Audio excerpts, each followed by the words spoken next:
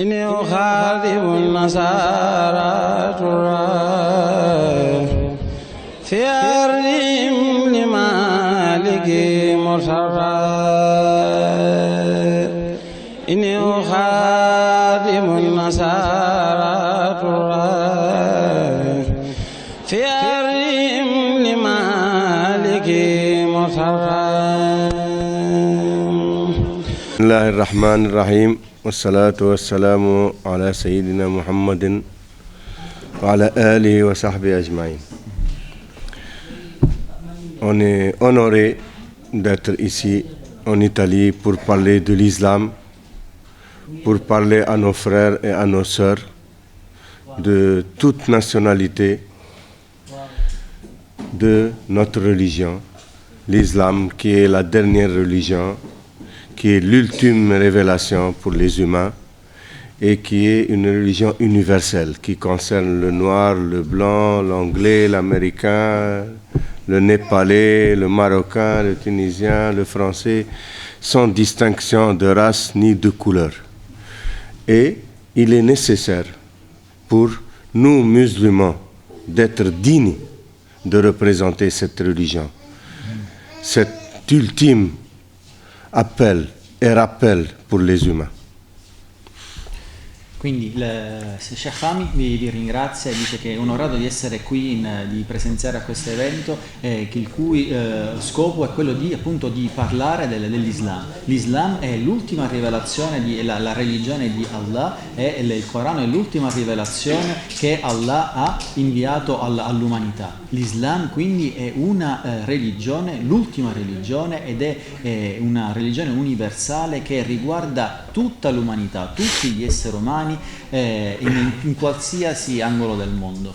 L'Islam rappresenta l'ultimo richiamo di Allah, di Dio, alla sua creazione, appunto, per indirizzarlo nel cammino retto. E essere musulmani significa essere degni di, appunto, vivere, di comprendere e di realizzare questo messaggio divino nella vita di tutti i giorni.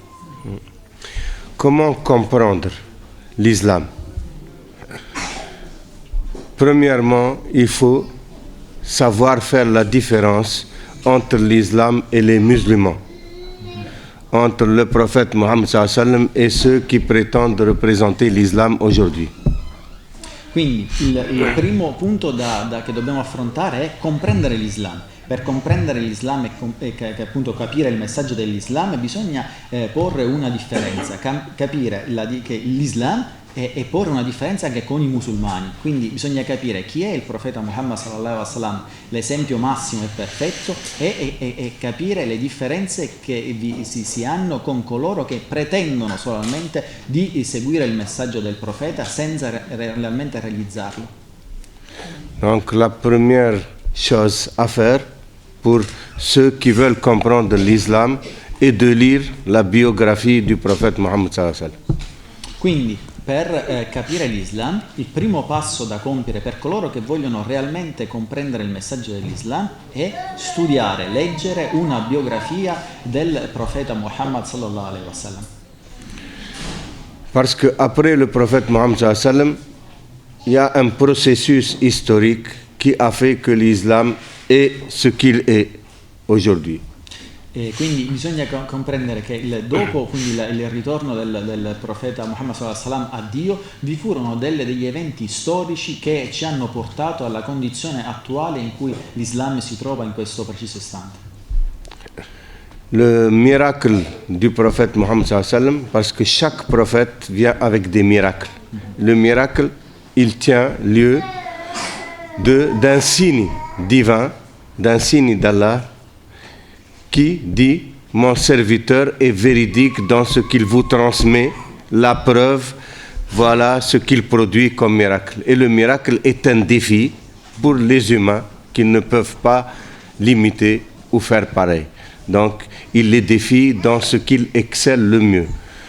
Comme le prophète Mohammed sallallahu alayhi wa sallam, et son ultime miracle, c'est le Coran, le livre révélé, qui est jusqu'à aujourd'hui, depuis qu'il a été révélé jusqu'à aujourd'hui, il n'a pas subi d'altération, il n'a pas subi des modifications, il n'a pas été traduit dans d'autres langues, comme par exemple la Torah qui a été révélée à Moïse après avec les prophètes d'Israël. Aujourd'hui, on ne l'a pas dans la langue hébraïque d'origine.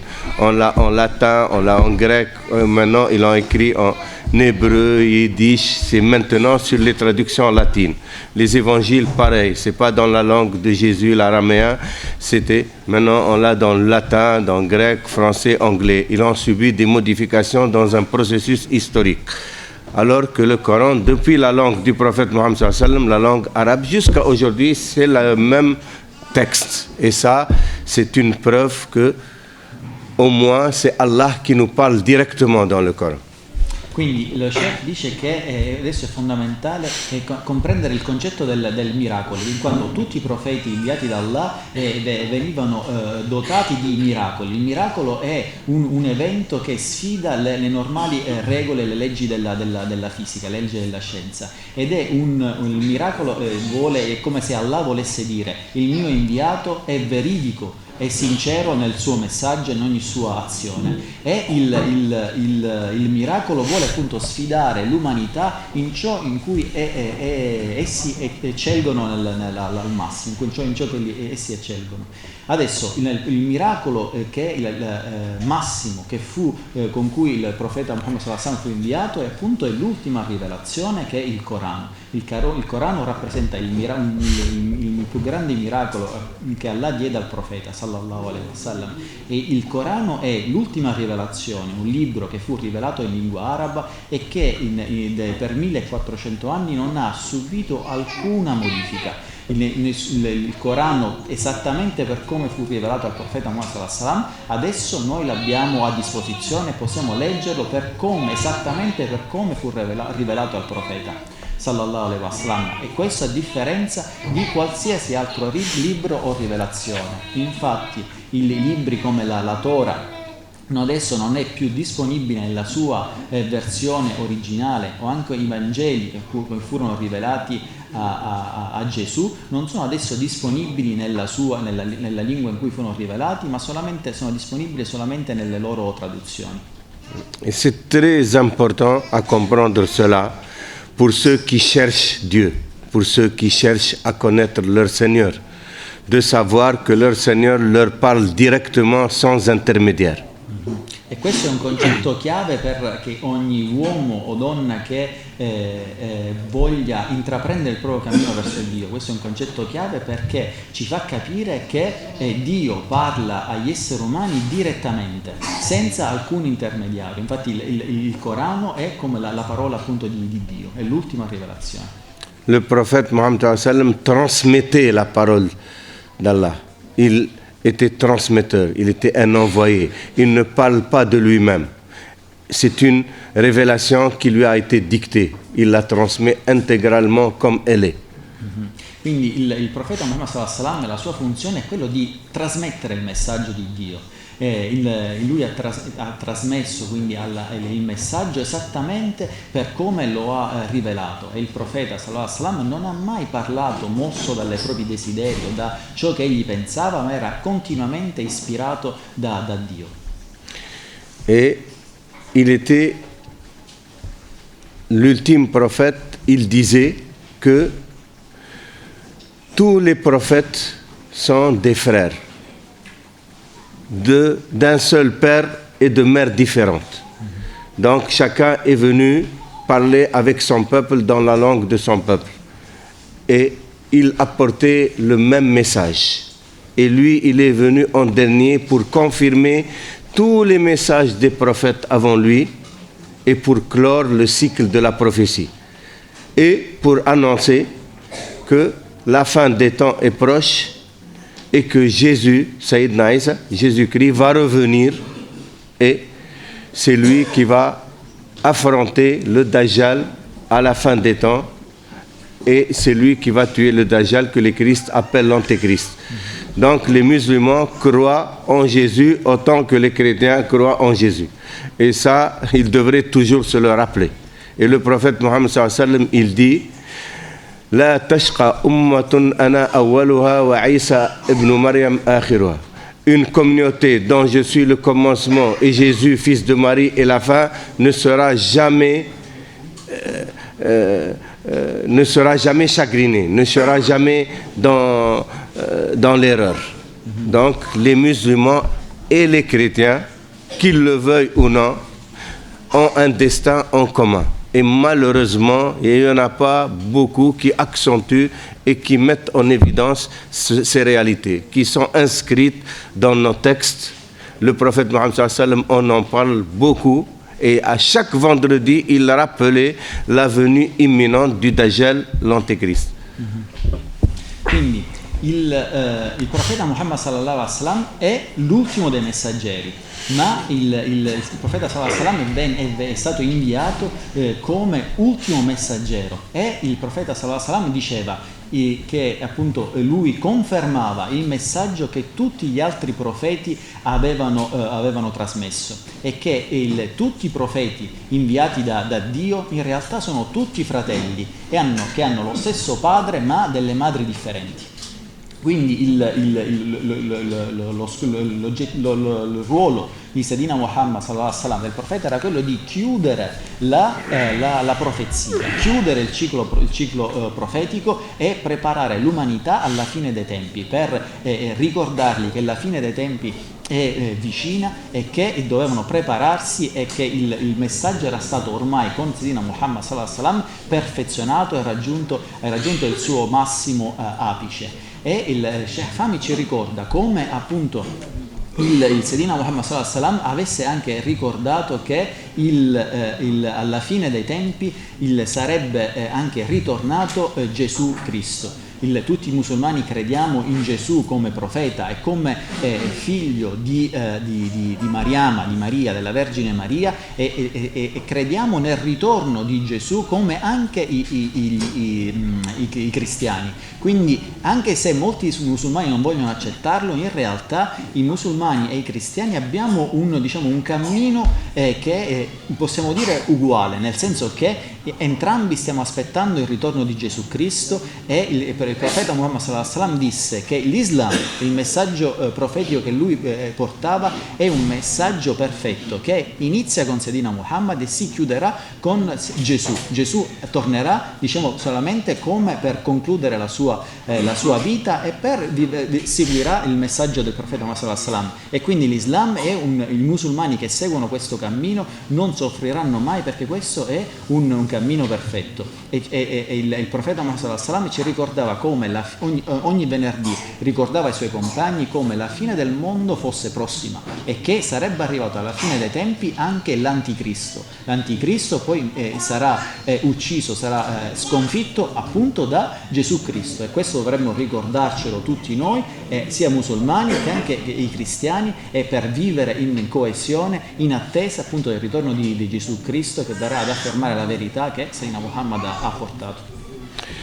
Les gens comprendront ces réalités très facilement quand ils s'élèvent au-dessus de toutes les notions de racisme, de nationalisme, de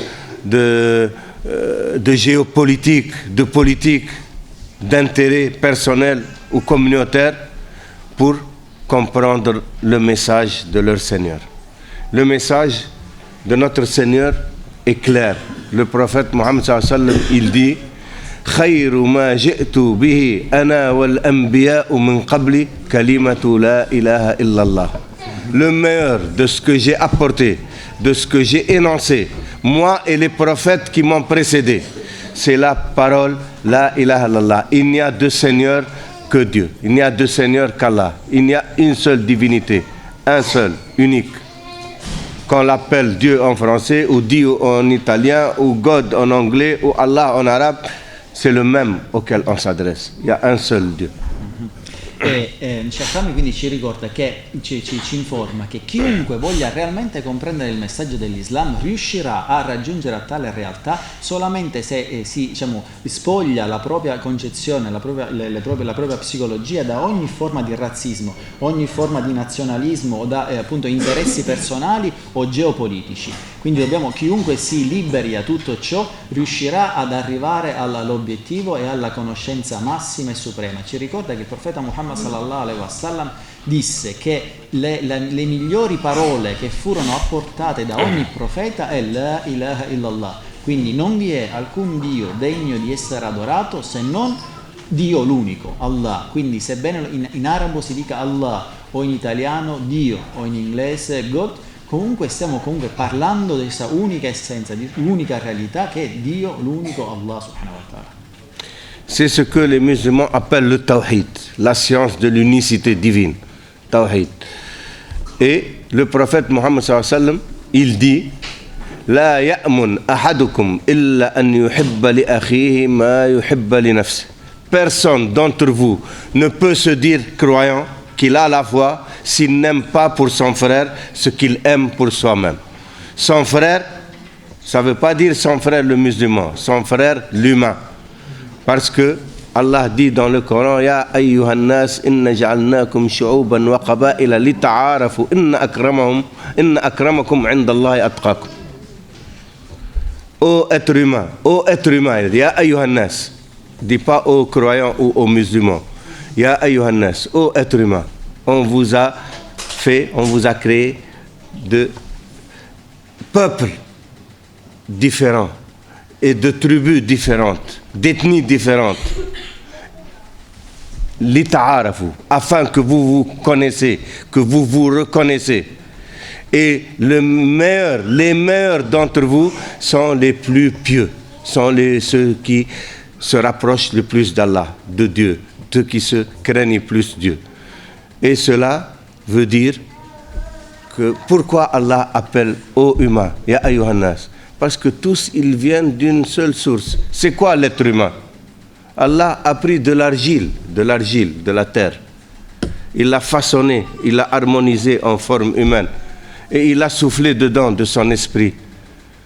وَإِذَا نَفَخْتُ فِيهِ وَإِذَا سَوَيْتُ وَنَفَخْتُ فِيهِ قَعُوا لَهُ سَاجِدِينَ. Il a dit aux anges de se prosterner pour cette tas d'argile, cette forme d'argile dans laquelle Allah a soufflé, il a mis son souffle. C'est ça qui fait l'être humain, c'est le souffle divin. Allah a mis dans l'être humain des attributs, les attributs essentiels d'Allah. Sifat, nafsiyya. العلم القدرة الإرادة الحياة السمع البصر الكلام, l'omniscience, l'évolution, la vie, la parole, l'ouïe, la vue. Ce sont les attributs qu'il y a dans l'être humain. L'être humain, il voit, il entend, il parle, il a la volition, il veut, il a du vouloir. C'est pour ça qu'il crée même des armes destructrices, des avions qui volent, il a de la volonté, il fait. Et il n'a pas l'omnipotence, mais il a la potence. Il n'a pas la toute-puissance, mais il a la puissance. Il peut créer, détruire, faire les guerres. Et il a la vie en lui. Et il donne la vie, il procrée, il fait des enfants. Donc, les attributs divins, ils sont dans l'être humain. Donc, l'être humain doit savoir ce qu'il est. Allah l'a créé comme représentant, lieutenant d'Allah. Inni ja'ilun fil ardi khalifa. Je vais créer sur terre. Donc l'être humain, il doit savoir quelle est sa réalité. C'est tout le secret maintenant de la réalisation spirituelle. Et on va venir au mouridisme, mouridullah, celui qui veut Allah. Qu'est-ce que ça veut dire?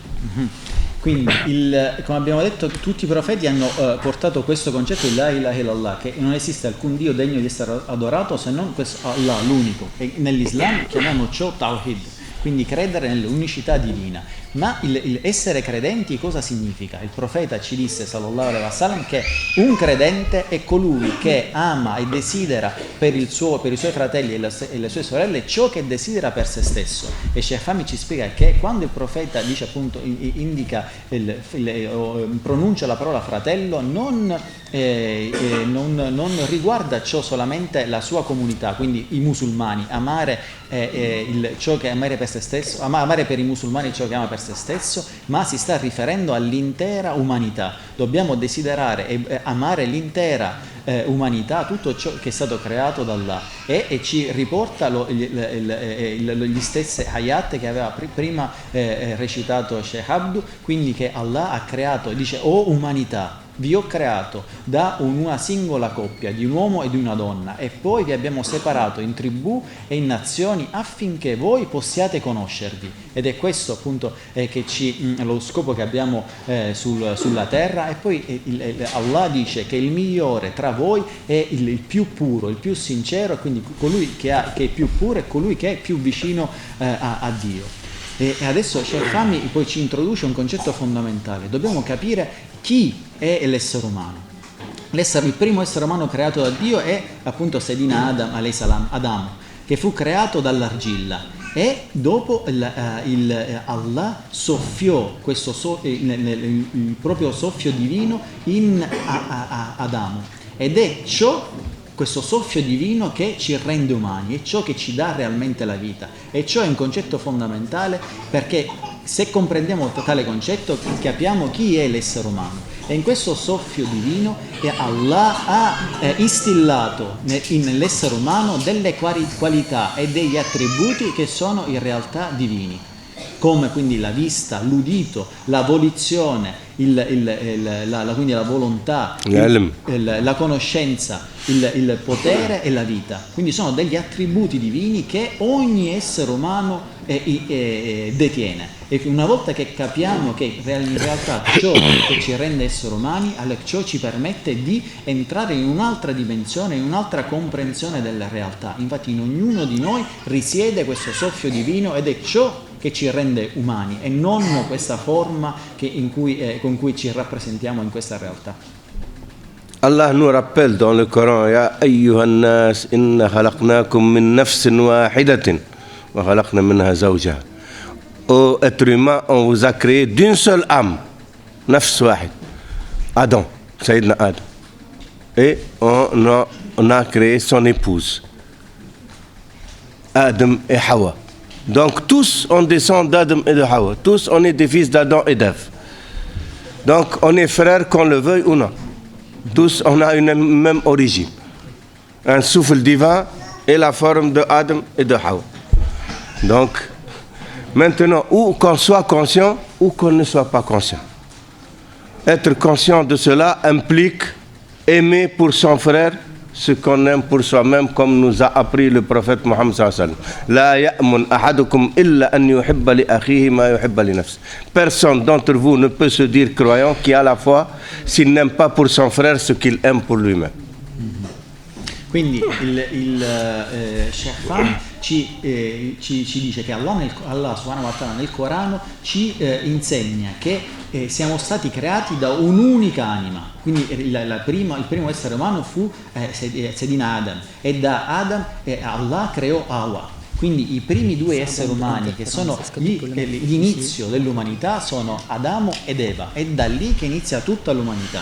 Ed è quindi, se comprendiamo ciò, capiamo che siamo tutti fratelli e sorelle, se lo vogliamo o no, o se lo conosciamo ciò o meno, ma comunque in realtà siamo tutti fratelli e sorelle, e per essere dei veri credenti dobbiamo desiderare per tutta l'umanità ciò che desideriamo per noi, e ciò è un concetto chiave che ci può fare entrare in questa nuova dimensione. Pour ça, on a commencé dès le début pour expliquer qu'il faut faire la différence entre l'islam et les musulmans.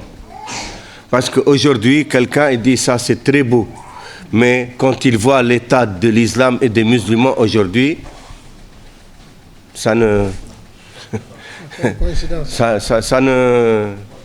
colle pas. C'est pas pareil. Il voit les États musulmans aujourd'hui dans les guerres partout, Libye, Irak, Afghanistan, Yémen, Arabie Saoudite, mais c'est quoi ça? Il faut faire la différence entre l'islam et les musulmans. Si les musulmans aujourd'hui, malheureusement, et surtout les gouvernements musulmans ne sont pas dignes de représenter l'islam, c'est tant pis pour eux. Mais le message d'Allah est toujours là. Il faut comprendre cela, c'est très important. Comme on a dit, pour comprendre l'islam, il faut lire la biographie du prophète Mohammed sallallahu alayhi wa sallam, qui nous a transmis l'islam. C'est quoi l'islam? C'est le prophète Mohammed sallallahu alayhi wa sallam qui représente l'islam. Il n'y a aucun autre qui représente l'islam en dehors du prophète Mohammed sallallahu alayhi wa sallam. Celui qui veut apprendre et comprendre l'islam, il doit lire la biographie du prophète Mohammed sallallahu alayhi wa sallam. Et qu'est-ce qu'il nous enseigne, le prophète Mohammed sallallahu alayhi wa sallam? Il dit: أن يهدي الله بك رجل واحد خير لك من الدنيا وما فيها خير لك من حمر النعم. Allah guide par toi un seul être humain, c'est meilleur pour toi que de posséder toutes les richesses de la terre. Pas de convoiter, de posséder toutes les richesses de la terre. Alors que les musulmans se battent aujourd'hui pour ce bas monde. Alors que guider un seul être humain vaut mieux que de posséder toutes les richesses de la terre. Donc voilà, on voit qu'on est très loin de l'enseignement du prophète Mohammed. Alors que le rôle du musulman est de guider les autres. Comment guider les autres? Allah nous a appris dans le Coran. ادعوا إلى سبيل ربك بالحكمة والموعظة الحسنة وجادلهم بالتي أحسن. Appelle aux voies de ton Seigneur par la sagesse, le bon exemple et ne polémique qu'avec une argumentation saine et sereine. Donc, d'abord, pour appeler les gens, il faut déjà avoir acquis un certain statut de sagesse. Sinon, on n'est pas audible. On peut pas, quelqu'un ne peut pas écouter quand quelqu'un ne parle pas un langage de sagesse. Et puis, donner le bon exemple. Il doit être déjà, lui, conforme à ce qu'il prône. Après, s'il entre en argumentation ou en polémique, il faut qu'il ait des arguments sains et sereins pour être convaincant. C'est le minimum pour le musulman s'il veut s'adresser aux autres. Sinon, il vit, lui, son islam, sa spiritualité comme il l'entend, d'après son niveau, il ne se mêle pas des autres. Il laisse les autres tranquilles. Parce que le prophète Mohammed sallallahu alayhi wa sallam nous a tout appris. Il a dit Al-Muslimu man salima an-nasu min yadihi wa lisanihi. Le musulman, c'est celui dont les gens sont préservés de sa main et de sa langue. Donc il ne fait pas du mal à son prochain et il ne dit pas du mal, il ne calomnie pas son prochain. C'est le minimum, au moins il se tient tranquille. Quindi il Sheikh Fahmy ci ricorda nuovamente che dobbiamo porre questa differenza tra l'Islam e il musulmano, e lo stato dei credenti in questa epoca. Quindi l'Islam, il messaggio dell'Islam è un messaggio puro, perfetto, che non ha subito alcuna modifica.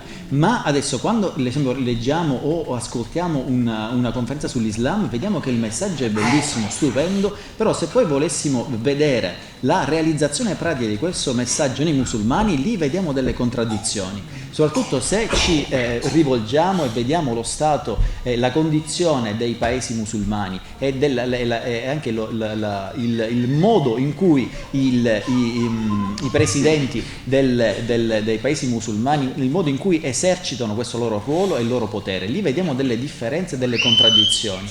Ma sebbene la condizione di molti credenti adesso è molto particolare, molto difficile, e comunque il messaggio dell'Islam rimane perfetto e puro. E per questo il Sheikh Fahmy ci ricorda che se vogliamo veramente comprendere l'Islam, allora dobbiamo studiare la biografia del profeta Muhammad sallallahu alaihi wasallam, vedere qual era il suo carattere, perché lui è il vero esempio dell'Islam e non i musulmani che magari non hanno in realtà compreso il messaggio, o se i musulmani che non hanno questa forza spirituale di vivere l'Islam al meglio. Il ruolo, in realtà, il ruolo del musulmano è quello di mostrare la bellezza dell'Islam e esercitare questo esempio massimo e perfetto, vivere nella maniera più pura affinché possa anche guidare gli altri, guidare l'umanità nel cammino retto. E come dobbiamo adesso, quali sono, diciamo, le caratteristiche che un musulmano deve incorporare, le caratteristiche che deve avere per guidare gli altri e mostrare il vero Islam. Quindi la prima caratteristica è hikmah, cioè la saggezza, essere saggi, avere la conoscenza, avere una conoscenza profonda, non solamente letteraria, ma avere questa saggezza e comprensione del messaggio profetico. Il secondo è essere un buon esempio, quindi vivere il messaggio dell'Islam e il messaggio del profeta al massimo delle nostre possibilità. E la terza caratteristica, nel caso in cui dovessimo entrare in dibattito con qualcuno, Allah ci dice che dobbiamo dibattere con un'argomentazione che sia sana e che sia serena.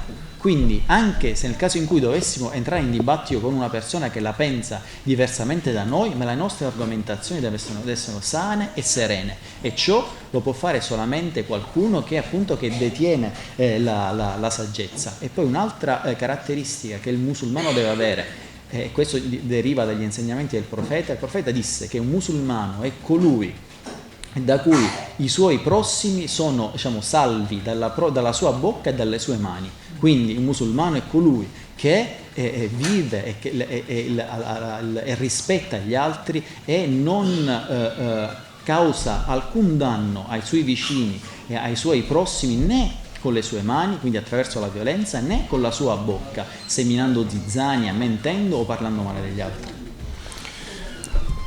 Maintenant, on va entrer dans le thème de la conférence. C'était l'universalité de la mission de Khadim Rasoul, de Cheikh Ahmadou Bamba. Comme il a dit Serigne Abdou Mbacké tout à l'heure, il a expliqué sur Cheikh Ahmadou Bamba que c'est un mujaddid, revivificateur de l'islam. Et il a bien expliqué les principes du mouridisme.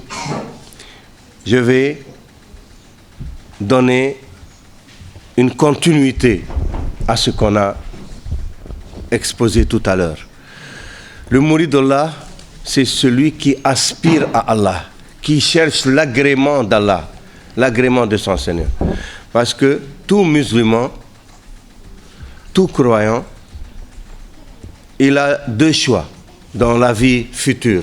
Parce que chacun de nous, s'il y a une évidence que personne ne peut contester, ni le croyant, ni le mécréant, ni celui qui croit, ni celui qui ne croit pas. L'athée, comme le croyant, ils ne peuvent pas nier la mort. La mort est une certitude pour tout le monde. Tous, on va passer par la mort. Mais qu'est-ce qu'il y a après la mort? C'est le destin posthume. C'est ça, chacun maintenant aura un destin. La finalité, ce sera ou le paradis ou l'enfer. Toutes les religions s'accordent sur cela.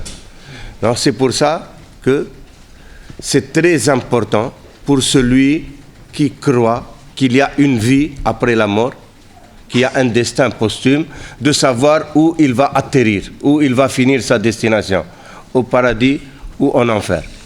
Celui qui veut aller au paradis, il doit suivre les prophètes. Les prophètes, notre Seigneur les a envoyés pour guider les gens au paradis.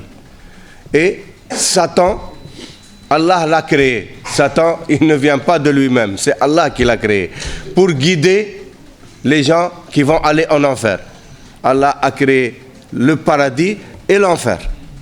Et quand il a créé le paradis et l'enfer, il a appelé l'ange Gabriel. Il a dit, va voir ce que j'ai créé. Il est allé voir le paradis. Il est revenu. Il a dit, oh Seigneur, comme c'est merveilleux. Qui c'est qui ne voudra pas y aller? Alors Allah lui dit, retourne voir. Quand il est retourné, il est revenu voir son Seigneur. Il lui a dit, oh Seigneur, qui pourra y accéder? Parce que le chemin du paradis, il est pavé d'épreuves, de difficultés. Et il lui dit, va voir de l'autre côté. Il voit l'enfer. Il revient terrifié. Il lui dit, oh Seigneur, qui c'est qui voudra y aller? Il lui a dit, retourne voir. Il retourne voir son Seigneur, lui dit, mais qui pourra résister pour ne pas y tomber? Parce que le chemin de l'enfer, il est pavé de plaisir, de délices, de volupté, de paresse. Donc, c'est pour ça que l'affaire est grave. Il faut vraiment prendre conscience. Quindi adesso Sheikh Fahmy inizia, quindi vuole entrare appunto nel fulcro del discorso, che è l'universalità del messaggio di Sheikh Ahmadou Bamba, che è stato precedentemente esposto da Serigne Abdou Mbacké, che appunto Sheikh Fahmy dice che ciò che Serigne Abdou Mbacké ha detto è perfetto, quindi non ripeterà ciò, ma vuole continuare nel discorso che era stato precedentemente iniziato da Serigne Abdou. Adesso Sheikh Fahmy ci propone una definizione di murid. Un murid, quindi un discepolo di Sheikh Ahmad Bamba, è colui che aspira a Dio, colui che aspira ad ottenere l'approvazione di Dio che ci ha creato. E adesso ci vuole introdurre un concetto che, per comprendere qual è lo stato e qual è la condizione dell'essere umano, vuole introdurre un concetto che è una certezza per tutti, sia per i credenti che per coloro che non credono, che è il concetto appunto della morte. La morte è una certezza per tutti e sappiamo che tutti affronteremo tale momento. Ma adesso la differenza tra i credenti e non risiede appunto nella credenza di ciò che c'è dopo la morte. Noi credenti crediamo che dopo la morte comunque vi è la vita continua in un'altra dimensione ed è nell'aldilà che si manifesta il nostro destino. E il destino in realtà è molto semplice, il concetto del destino, perché si può sintetizzare nella sua finalità, nella finalità che troveremo nell'aldilà, è appunto il paradiso o l'inferno. Ed è Dio che ha creato il paradiso e l'inferno, e sono delle realtà. E Dio ha creato i profeti e inviato i profeti, come per esempio il profeta come Gesù, il profeta Muhammad e tutti i profeti, per indirizzarci nel cammino retto, per mostrarci quale sia il cammino e qual è il modo di vita che dobbiamo assumere per ottenere il paradiso. E Dio ha creato comunque anche il diavolo, Satana, che la missione era quello appunto di sviare le persone, l'umanità dal cammino retto, e coloro che seguiranno Satana avranno come ricompensa ciò che troveranno nell'aldilà è appunto l'inferno. E quindi la questione è molto grave ed è necessario assumere una presa di coscienza affinché appunto affinché possiamo comprendere quali sono le conseguenze, ciò che troveremo nell'aldilà. E Sheikh Fahmy ci racconta come una volta Allah subhanahu wa ta'ala, Dio, abbia chiamato l'arcangelo Gabriele e gli abbia riferito di andare a visitare il paradiso. Quindi l'arcangelo Gabriele andò in paradiso, visitò il paradiso e quando tornò da Dio raccontò le meraviglie che vi erano in esso e disse: oh Dio, tutto ciò è stupendo, meraviglioso, chi non vorrà andare in paradiso? E poi il Dio gli disse: adesso torna in paradiso e vai a rivedere ciò che ho preparato. Quando tornò, l'arcangelo Gabriele disse ad Allah: oh Allah, ma chi riuscirà a entrare in paradiso? Perché per entrare in paradiso dobbiamo superare delle difficoltà e delle prove in questa vita. Quindi superando le prove e le difficoltà di questa vita otterremo comunque poi come ricompensa il paradiso. E Dio poi disse all'arcangelo Gabriele, gli disse: vai a visitare l'inferno. Quando l'arcangelo Gabriele visitò l'inferno, tornò da Dio e gli disse, e tornò terrorizzato, con una paura immensa, gli disse: oh Dio, ma chi vorrà entrare in questo luogo? Nessuno. Tornò terrorizzato nella visione dell'inferno. E poi Dio gli disse: torna a visitarlo. L'arcangelo Gabriele tornò a visitare l'inferno, e quando poi tornò da Allah subhanahu wa ta'ala, da Dio, gli disse: oh Allah, ma chi riuscirà a scappare dalle pene dell'inferno? Perché l'inferno è circondato dai piaceri mondani, dai piaceri terrestri. Chiunque segua il proprio ego e le proprie passioni otterrà come ricompensa l'inferno. Invece coloro che riusciranno a combattere ciò e superanno come prove, poi otterranno le delizie appunto del paradiso. E questo è un concetto principe e fondamentale che tutti affronteremo nell'aldilà. Quindi per capire ciò, la gravità di questa condizione, è necessario prendere una presa di coscienza, iniziare a meditare sull'aldilà per prendere questa presa di coscienza che ci condurrà ad un cambio nella nostra vita. C'est pour cela que notre Seigneur a envoyé des prophètes pour avertir les gens, pour qu'ils ne disent pas demain, ils ne savaient pas, pour qu'il n'ait plus d'arguments devant leur Seigneur. Et comme j'ai dit tout à l'heure, les musulmans et les chrétiens ont un destin commun. Ils vont se retrouver, puisque Jésus va revenir. Celui qui lit les évangiles et les paroles de Jésus et les paraboles de Jésus, et il lit les hadiths du prophète Mohammed sallallahu alayhi wa sallam, il va trouver qu'ils disent la même chose. C'est le même enseignement. Ce que je dis maintenant, dans la parabole de Lazare, dans les évangiles, Lazare qui était un pauvre, qui était malade, la lèpre, il vivait sous le porche d'un riche, personne ne lui accordait de l'importance. Il est mort. inconnu, misérable. Et le riche, sous lequel il habitait, sous le porche duquel il habitait, il est mort après. Il se trouve dans les tourments. Il n'avait même pas le droit pour boire de l'eau. Il était dans des difficultés et il voit Lazare à côté de Sayyidina Abraham, à côté d'Abraham, de notre père Abraham. Il lui dit: oh père Abraham, tu vois dans quel tourment je suis. On voit Lazare me mettre un peu d'eau sur les lèvres ou sur la langue pour que je puisse. Il lui dit: mon fils, toi tu es là-bas parce que tu as fait ce que tu voulais, tu as obtenu ce que tu voulais dans ta vie, et Lazare n'a rien eu. C'est pour ça qu'il est là. Et entre toi et lui, il y a un fossé que lui ne peut pas franchir et toi tu ne peux pas franchir. Il dit: oh père Abraham, j'ai à la maison des frères et d'une famille inconsciente qui ne savent pas ce qui les attend. On voit Lazare pour les prévenir afin qu'ils soient conscients. Il dit: mon fils, votre Seigneur vous a envoyé des prophètes pour vous avertir. S'ils n'ont pas cru en les prophètes, ils ne vont pas croire à Lazare, même s'il revient des royaumes des morts. Donc, c'est la même chose. Il faut être conscient. Qu'on le veuille ou non, demain on se réveillera et on trouvera. Et les prophètes nous ont avertis et ils ont tous dit la même chose.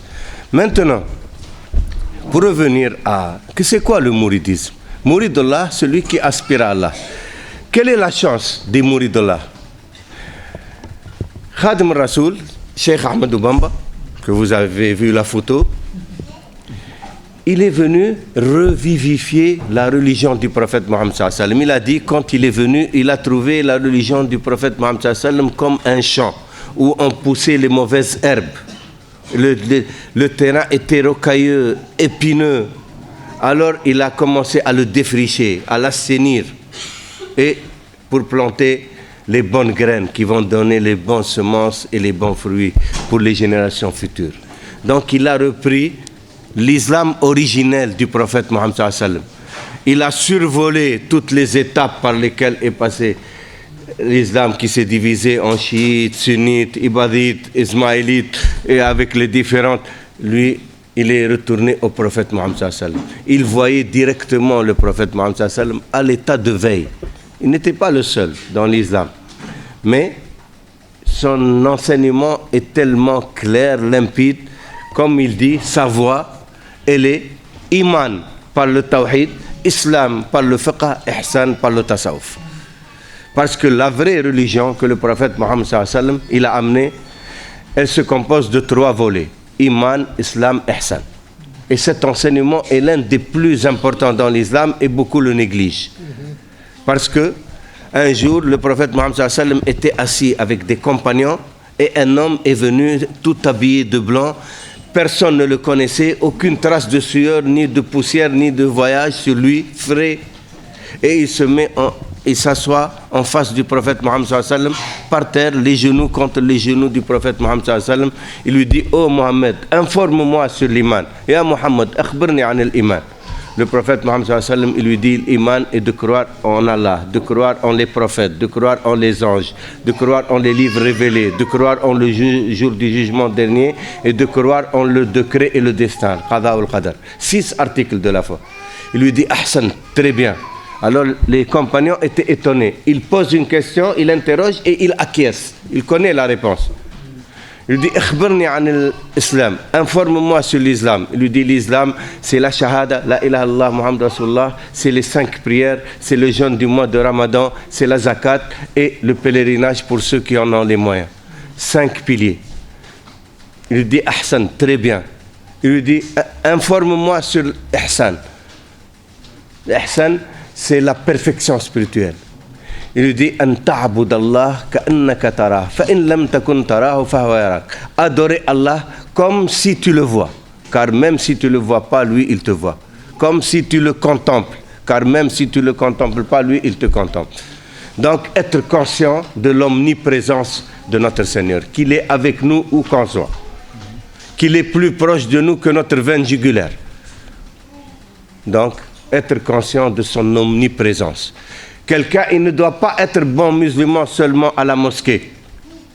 il doit être chez lui à la maison, dans son foyer, un bon musulman.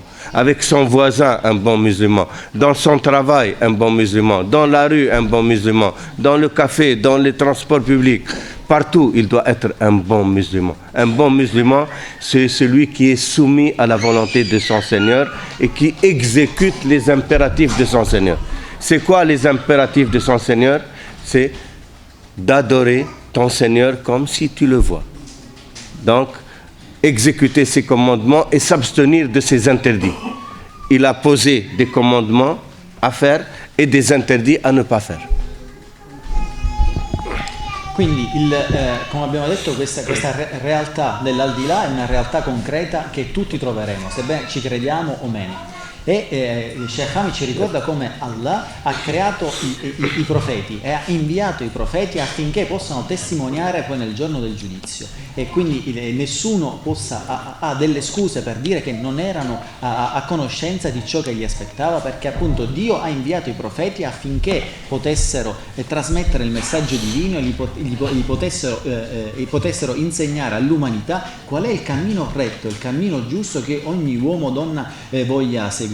E i profeti, Allah ha inviato i profeti in tutte le epoche, a tutti i popoli, e come diceva precedentemente, il destino dei musulmani è simile, è uguale al destino dei cristiani, in quanto tutti e due che crediamo in Gesù, che è nel ritorno di Gesù Cristo, quindi ci stiamo avvicinando a questa fine ultima. E se in realtà una persona che legge gli insegnamenti del Vangelo è una persona che legga anche i detti, gli hadith del profeta sallallahu alaihi wasallam, in realtà troverà lo stesso uguale messaggio. Per esempio la parabola di Lazzaro. Lazzaro era un uomo considerato povero, miserabile, che non aveva, a cui nessuno prestava attenzione, che non vantava alcuna dignità sulla terra, ma quando morì poi trovò come ricompensa il paradiso e la prossimità ai profeti. E vicino a Lazzaro vi era un uomo invece che era ricco, che era visto come nobile su questa terra, ma quando questa persona morì nell'aldilà non trovò le pene dell'inferno, e addirittura non poteva bere neanche un goccio d'acqua. Ma nell'aldilà tale persona, tale uomo che era considerato nobile sulla terra, vedeva Lazzaro vicino al nostro padre Abramo, al profeta Abramo. Quindi tale persona, tale uomo ricco si rivolse ad Abramo e gli disse: Abramo, per favore mandami Lazzaro con qualche goccia d'acqua che possa dissetarmi. E Abramo disse a quell'uomo: tu hai ottenuto le conseguenze in base a ciò che hai vissuto sulla terra hai voluto fare ciò che volevi e hai ottenuto tutto, ma qui non otterrai nulla. Invece Lazzaro sulla terra non ottenne nulla, ma invece qui otterrà tutto ciò che vuole. Allora l'uomo disse al profeta Abramo: Abramo, per favore invia Lazzaro alla mia famiglia, perché la mia famiglia è inconsapevole della realtà dell'aldilà. E il profeta Abramo disse a tale uomo: cosa voglia che Lazzaro possa fare? Dio ha inviato tantissimi profeti e tali persone non hanno creduto ai profeti, quindi figurati se crederanno a Lazzaro. Quindi questo per farci capire che le conseguenze dell'aldilà, ci crediamo o meno, tutti le affronteremo.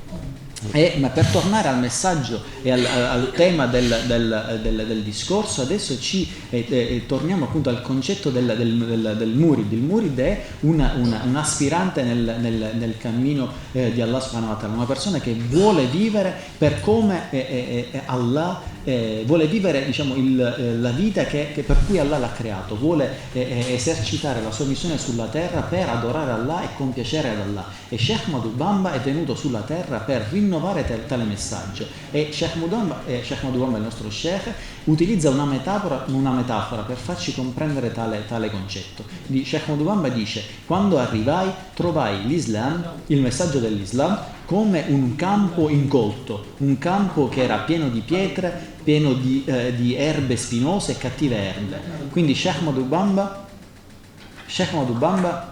disse: il mio ruolo, ciò che io, la mia missione è stato quello di ripulire tale campo e renderlo fertile nuovamente. Quindi grazie a Sheikh Ahmad Bamba possiamo tornare all'essenza del messaggio che fu rivelato al profeta Muhammad sallallahu alaihi wasallam, e seguendo gli insegnamenti di Sheikh Ahmad Bamba otterremo il meglio di questa vita e della prossima. E una dell'importanza che Sheikh Ahmad Bamba ebbe fu quello anche di rinnovare il messaggio attraverso la conoscenza. E quindi il messaggio, essere un murid, significa credere in Dio, quindi avere iman, fede in Allah attraverso la conoscenza del Tawhid. Significa vivere l'Islam, quindi attraverso conoscere l'Islam attraverso la scienza chiamata fiqh, e poi raggiungere il perfezionamento spirituale attraverso il tasawwuf, che è la scienza che ci spiega come purificare il nostro cuore. Questo è il messaggio che era stato portato da Sayyidina Muhammad sallallahu alaihi wasallam, che poi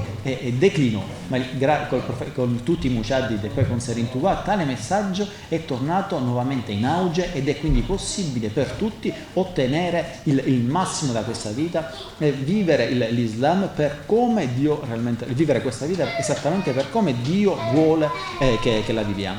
Le hadith di Sayyidina Jibril. E per spiegare tale concetto è fondamentale conoscere un detto del profeta Muhammad sallallahu alaihi wasallam.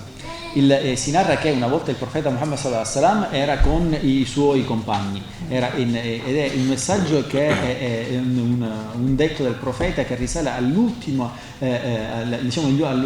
periodo della sua vita. Si narra che quando il profeta era con i suoi compagni arrivò un uomo che era vestito di bianco con i capelli neri e che non vi era alcun segno di viaggio nei suoi vestiti, e quando questo uomo si avvicinò al profeta e si sedette dinanzi a lui, e nessuno dei compagni conosceva tale uomo disse al profeta: Ya Rasulullah, o messaggero di Dio, dimmi cos'è l'iman, dimmi cos'è la fede. E il profeta disse: la fede significa credere in Dio, credere negli angeli, credere nei profeti, credere nei libri rivelati, credere nel giorno del giudizio e credere nel destino, nel destino e nella predestinazione. E tale uomo disse: hai detto la verità. E tutti i compagni erano straniti che l'uomo ponesse la domanda e conoscesse anche la risposta. E poi tale uomo disse: Ya Rasulallah, dimmi cos'è l'Islam. E il profeta disse: l'Islam significa credere in Dio, pregare le 5 preghiere giornaliere, digiunare durante il mese del Ramadan, devolvere il zakat, l'elemosina, e compiere il viaggio alla Mecca, la pellegrinazione alla Mecca se vi ha la possibilità di farlo. E l'uomo disse: hai ragione. E dopo l'uomo disse: Ya Rasulallah, dimmi cos'è l'ihsan, cos'è il perfezionamento spirituale. E il profeta sallallahu alaihi wasallam rispose: l'ihsan significa adorare Allah come se potessimo vederlo, come se potessimo contemplarlo, ma se non siamo in grado di fare ciò, essere comunque consapevoli che è Lui, che Allah, Dio, ci guarda. Quindi il perfezionamento spirituale risiede nella consapevolezza che Allah è onnipresente, Allah è ovunque, sa tutto ciò che noi compiamo e tutto ciò che pensiamo. Bon, on va conclure parce que le temps, il est fini. La salle, on doit mettre. Mais on invite tout le monde demain. Demain, il y aura toute la journée jusqu'au soir. On va développer davantage. Il y aura beaucoup d'intervenants et des thèmes différents pour ceux qui veulent vraiment connaître l'islam et connaître le mouridisme. Comme on a dit, le mouridisme, donc c'est celui qui veut, c'est le vouloir, la volonté, l'irada, mourid min al-irada. Et Khadim Rasoul, Cheikh Ahmadou Bamba, il a commencé sa mission quand il a dit: le prophète Mohammed sallallahu alayhi wa sallam m'a dit oralement, Shafahani Rasulullah sallallahu alayhi wa sallam bi Rabbi ashabaka bil himmati wa la turabbihum bid darsi faqat. Dorénavant, éduque tes compagnons par la volonté spirituelle, l'himma, et non seulement par l'enseignement didactique. Donc la himma, c'est ça le secret. Les Wolof appellent ça le pastif. Le prophète Mohammed sallallahu alayhi wa sallam, il expliquait, il dit إذا تعلقت همة المرء بما وراء العرش لناله. Si la volonté spirituelle de l'humain s'attachait à ce qui est au-delà du trône divin, le trône c'est l'univers, au-delà de, elle y accédera. Donc tout est dans la himma, la volonté. C'est ça l'irada. Mouridullah, c'est celui qui veut accéder à Allah, obtenir l'agrément d'Allah. Et Inch'Allah, demain, ceux qui nous honoreront par leur présence seront gratifiés de beaucoup d'autres connaissances et ils pourront poser toutes les questions qu'ils veulent. Merci. Jarajaf. Allora, adesso non vi è